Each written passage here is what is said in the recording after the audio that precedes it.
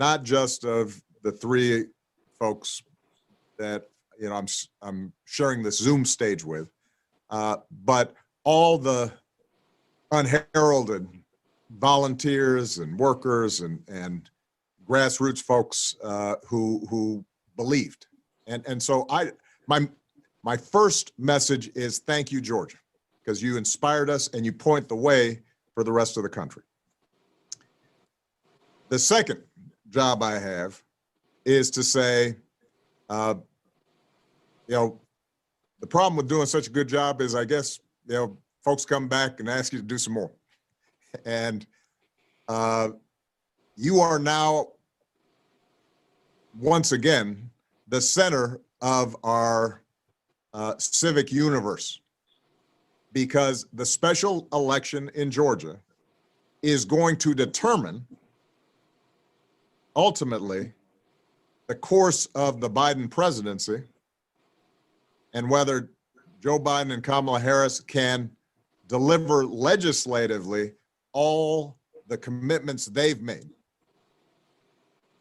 And, you know, since I've got a reverend with me here, let me give some testimony, because I know something about the importance of the U.S. Senate. Some of the people who are watching will recall the early days of my presidency. Others are too young. That's okay. But I could not be prouder of the track record of what we accomplished. The Affordable Care Act, providing millions of people health insurance who didn't have it before, and setting the standard that says everybody should have health insurance, and providing protections for pre-existing conditions. You know, us passing Wall Street reform so that we wouldn't repeat some of the outrageous behavior that we saw on Wall Street that caused a financial crisis and financial ruin for so many on Main Street. The work we did to save the economy from a Great Depression, to trigger a whole renaissance of green initiatives to help not just save the planet, but create jobs and clean energy across the country. You know, providing broadband lines into rural communities that didn't have it before, so young people could have the same advantages that folks in the cities had. We very proud of the work we did. But even with a big majority in the Senate and the House, it was still a struggle because the way the U.S. Senate is set up, it is possible for those who want to stop progress, those who don't want everybody from having health care, those who don't want to make sure that we have fair wages for our workers, those who aren't interested in protecting the planet from environmental degradation. That the Senate is a place where, even with a big majority, it's tough to get legislation through. And if you don't have a majority, if the Senate is controlled by Republicans who are interested in obstruction and gridlock rather than progress and helping people, they can block just about anything. And so, although the first 2 years of my presidency were the most productive legislatively since Lyndon B. Johnson, once Mitch McConnell was controlling that gavel and controlling the agenda in the Senate, we saw a lot of progress halt. And it slowed down our ability to recover. It slowed down growth. It slowed down our ability to get to implement healthcare so that more people had access to affordable care and protections from insurance companies that didn't want to give them coverage. And so the Senate really matters.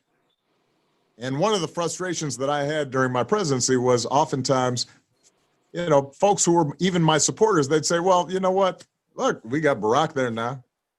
We got Michelle, she's first lady. She looks pretty and she's doing great work. And, you know, we trust them. And so we don't have to do anything now. And in fact, then when we got to the midterms, it got even worse because a bunch of our folks stopped voting and we lost the House too. So I say all this, I'm giving this history for a reason.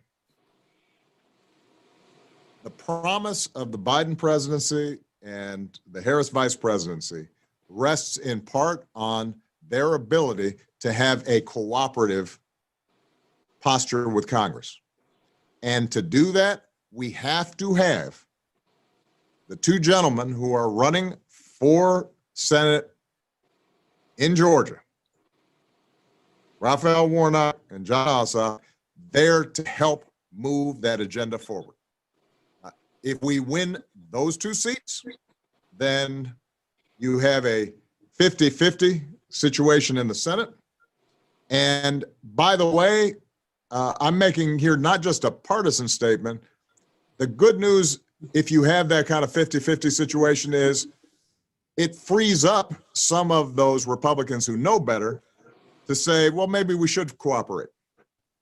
The ones who are slightly more independent minded. And John and Raphael are the kind of big tent, inclusive people that can also have conversations across the aisle and get some cooperation. So it's not just that we need those two seats in order for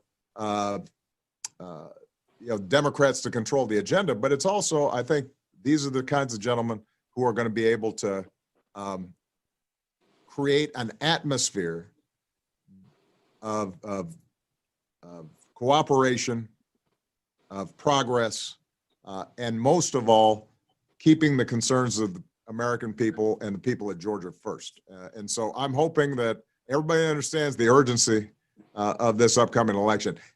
Anybody who's listening right now, you need to understand this is not just about Georgia. This is about America, and this is about the world. And it's in your power to, in fact, have an impact. Thank you so much, Mr. President. While I have you here, I'm going to take a moment and ask you our first question. You've just alluded to why this moment is so important, but we keep hearing this phrase, this is the most important election of our lifetime, and we just had that in November. And you've given, I think, an extraordinary description of why the Senate matters. But what's one additional difference that you see in this election for these two gentlemen? What does that mean for our country, and why should someone who is still thinking about whether they should get out or not, what's the reason that they should go? Well, I'm going to give a couple reasons real quick. Number one, you've got two candidates in Raphael Warnock and John Ossoff who have shown themselves repeatedly to operate at the highest levels of integrity. And let's face it, you've got two incumbent senators who, in the midst of the worst public health crisis that any of us have seen in our lifetimes, we know we're first and foremost worried about their stock portfolio. Goodness gracious. I mean, that alone should tell you something. Somehow we've become inured to this kind of stuff. But when you've got a couple of senators who are downplaying a pandemic, towing the line of a president who botches the response to the pandemic, despite the fact that my administration had given them an actual playbook on how to deal with pandemics. And then as they're downplaying it, as they're ignoring the science and epidemiologists and suggesting that, this is something that is some partisan issue as opposed to something that Americans should rally around. At the same time, behind closed doors, they're calling their brokers. That's not public service. And so that alone should motivate, I hope, the people of Georgia to say, we want somebody in there who cares about us and who's thinking about us and is working for us every day. It doesn't mean that Reverend Warnock and John Ossoff are going to be perfect, or they're going to solve every problem of every Georgian right away as a consequence of being elected, any more than electing me, solved every problem, or that I didn't make mistakes, or that there were still issues that were pending after 8 years of me being president. But the one thing I could say about my presidency, and the one thing I can say about John and Raphael for certain, is I know they're going to be working every single day to make sure that they are doing their absolute best to serve the people that serve them there. And that's the bare minimum that anybody should want. But beyond that, as I said, what is also at stake is, if we're going to get significant economic relief for small businesses in Georgia that are suffering because of the pandemic, if we're going to seriously deal with the aftermath of the pandemic, if we are going to start building on the Affordable Care Act and making it even stronger so more people are reached, those kinds of agenda items require legislative initiatives, and we can't get that done unless we've got not just a White House, but also willing partners in Congress. And these two gentlemen, John and Raphael, I know that that's what they want to get done. Thank you. So we've got some questions from folks from around the state, and John, I'm going to come to you next. Similar to the question I asked the president, you have this extraordinary commercial with with a business owner from Preston, Georgia, and she talks about the consequences of COVID and the consequences of failed leadership. Can you talk about why you think that this election is the most important and what's different about this moment? Yeah, and Stacey, that's Marilyn Crimes. You probably met her. She runs Mom's Kitchen over in Preston, and it's just a family business. And she wanted to tell the people that what President Obama just described, having so-called public servants more concerned with enriching themselves during a crisis than delivering basic economic relief for ordinary people, is totally unacceptable. I mean, it's not just that, for example, Senator Perdue has been blocking relief for ordinary people since midsummer. He was against it at all in the first place. He fought against a single $1,200 stimulus check for working people, while he was furiously buying up medical and vaccine stocks and dumping his casino shares, while he had access to classified briefings on COVID-19 in the Senate. It is such a gross abuse of power. And the story that Marilyn wanted to tell is, here she is running a family business. She's not getting help from the federal government, and the individual supposed to be representing her isn't even looking out for her. He's looking out for himself. And the reason that this election matters so much, it's just like President Obama said, we all know Mitch McConnell's heart. We all know that he's going to try to do to Joe and Kamala just like he tried to do to President Obama. And partisan paralysis in a crisis like this is totally untenable. We've got to empower health experts like Georgia's own CDC. We've got to rush the direct economic relief they've been holding up since the summer to people who are suffering. And our opponents, my opponent lives on a private island behind 3 gates. The Reverend's opponent's family literally owns the company that owns the New York Stock Exchange. They don't care about regular people. And they will be part of that gridlock and obstructionism at a moment when we need strong action and a united front, a United States of America, to confront this public health crisis and get us back on our feet economically. Raphael, I want to bring you into this conversation. You have spent most of your adult life, starting when you were in high school, actually, before you were an adult, thinking about the issues of healthcare. And this election is absolutely going to be a referendum on healthcare. Can you talk about why this moment is so different and why it's so incredibly important that we have people who turn out and who understand what's at stake? Thank you. Well, as you point out, I've been working on healthcare for years. And when President Obama and others were pushing through the Affordable Care Act, I was preaching about it from the pulpit at Ebenezer, reminding the folks who gather there that if you just casually move through the Gospels you're not going to have any trouble running into a healing story. Jesus spent a lot of time healing the sick. And the stories in our holy books, blind Bartimaeus had a pre-existing condition. So did the woman with the hemorrhage. And I believe healthcare is a human right. And it's certainly something the wealthiest nation on the planet can and ought to provide to all of its citizens. And so we were making the argument then and saying that we don't suffer from a lack of resources, but a lack of moral imagination and political will to do the right thing. And here we are all of these years later, and Georgia is one of only 12 states that is yet to expand Medicaid. And so I've been moving all across Georgia, and I go into these rural communities, and they're the ones that have been most devastated by our refusal to expand Medicaid. We're subsidizing healthcare in Illinois and in California and New York, and our hospitals are closing 9 in the last 10 years.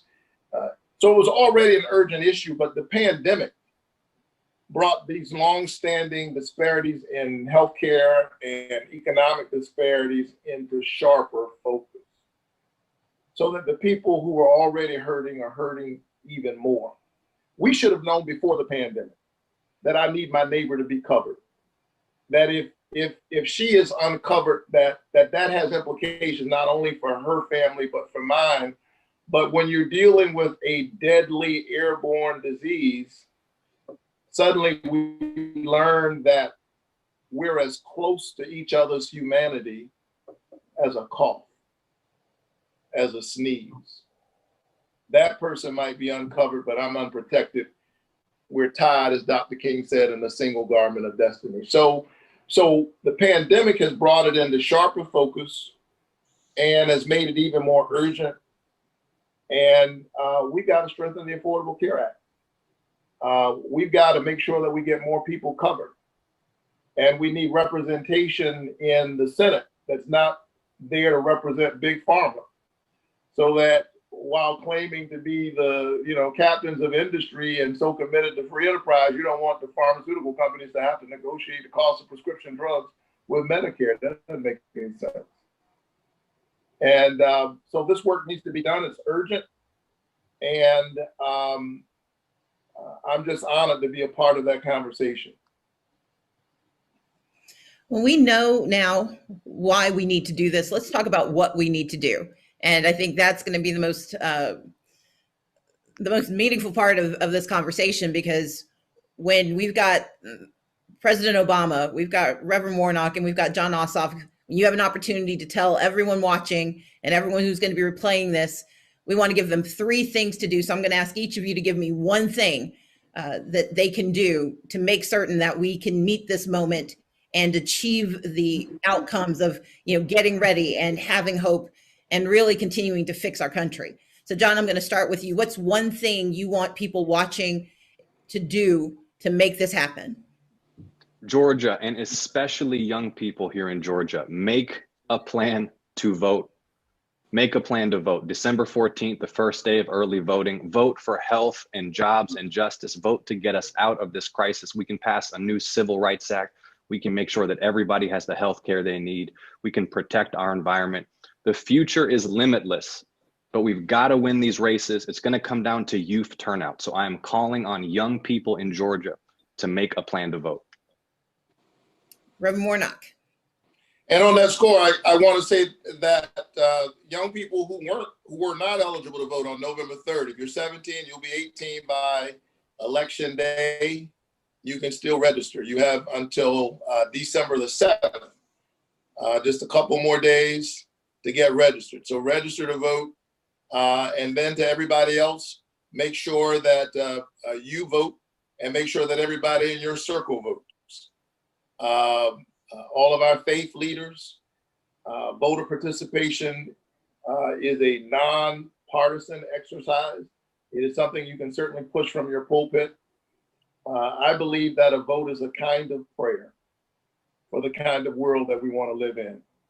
And so if you're sitting in someone's temple, church, mosque, virtually these days, reach out to the leader of that congregation and make sure that we get the word out through all of these networks, our fraternities, our sororities. You see, I'm wearing my colors today. It's the anniversary of Alpha Phi Alpha, but whatever fraternity or sorority you're a part of, I had to give my brothers a shout out. Make sure that you reach out through these networks and get everybody out to vote. We can win this election. We have the coalition. If we show up, we win. And President Obama, you launched so many coalitions and reset the belief in what was possible for millions of Americans, including those of us here in Georgia who have been working so hard to meet the vision that you've set. What's the thing that you want folks to understand they need to do between now and January 5th to make the world the way we want it to be? Believe in your own power. You know,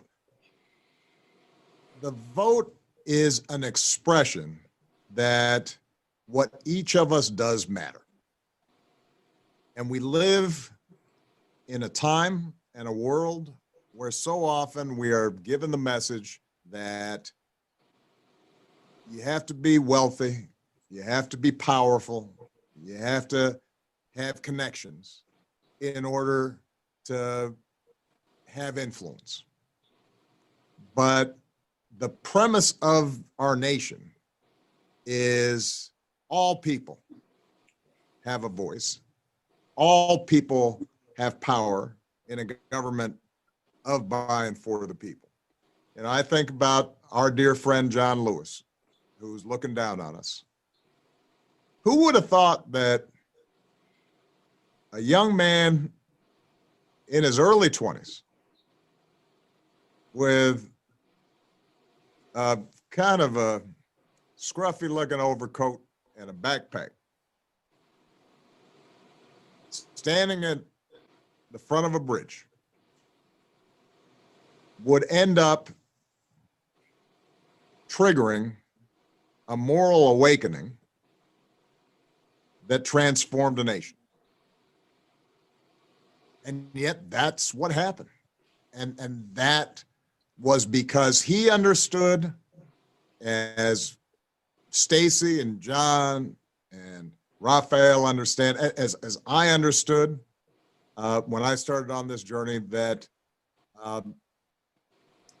the faith that all of us matter and all of us have a voice, when that catches fire, when that is something that we all believe, amazing things happen, impossible things happen. And you are now, anybody who's within the sound of my voice right now, you have the possibility of sparking that kind of change. And it's not, by the way, just by talking to the converted. I mean, one of the reasons that Georgia ended up voting after recount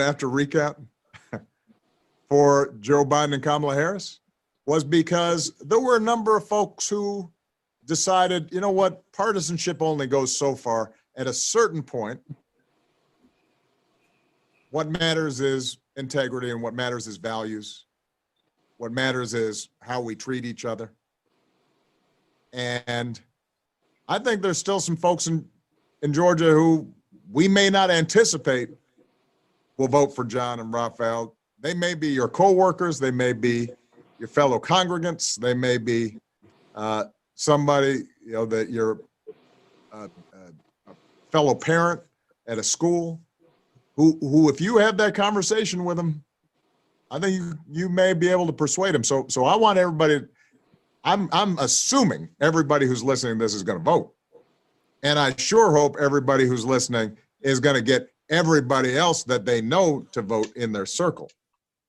But I also want you to understand your power and conviction in reaching out, finding common ground, and communicating not just the importance of this election, but the real possibilities of what America can do on health, jobs, and justice when citizens are active, when we understand that we don't leave this to the high and mighty, but all of us from the ground up decide we're going to make a change. When that happens, nothing can stop it. So Georgia, get to work. Like Reverend Warnock said, put on some shoes, put on some marching shoes. Throw off those bedroom slippers, get out from under the covers. Let's do some work. And I'll do anything I can to be helpful in this process. But ultimately, this is up to Georgia and the people like John and Raphael representing Georgia that's going to make it happen. Thank you so much, Mr. President. Thank you deeply from all of us here in Georgia. You keep coming back, and we keep saying thank you for what you were doing to keep Georgia on everyone's mind. Thank you, John and Raphael. I also want to take a moment and thank the volunteers who are working tirelessly to keep Georgia blue. You're knocking on doors safely. You are making phone calls. You're sending text messages, and you're doing what these incredible leaders have asked you to do. You are making a plan to vote. You are reaching out to others to ensure they've got a plan, and you're believing in your power. And if you will go to iwillvote.com, you can get more information about how you can keep doing that work, because this election matters. But more importantly, you matter. The people that showed up in November can show up again. We can vote by mail. Please go ahead and request your absentee ballot. We can vote in person early starting December 14th, and we can vote on Election Day, January 5th. But it's incredibly important that we get to work now. As the president told us, we have the power to change things. And if we will use that power, we will secure a future where we have access to healthcare, access to jobs, and access to justice. These are the things that we are fighting for. And more importantly, these are the things we deserve. And so I look to all of you to keep the work up, keep the energy up, keep your hope up, and let's get it done. Thank you so much.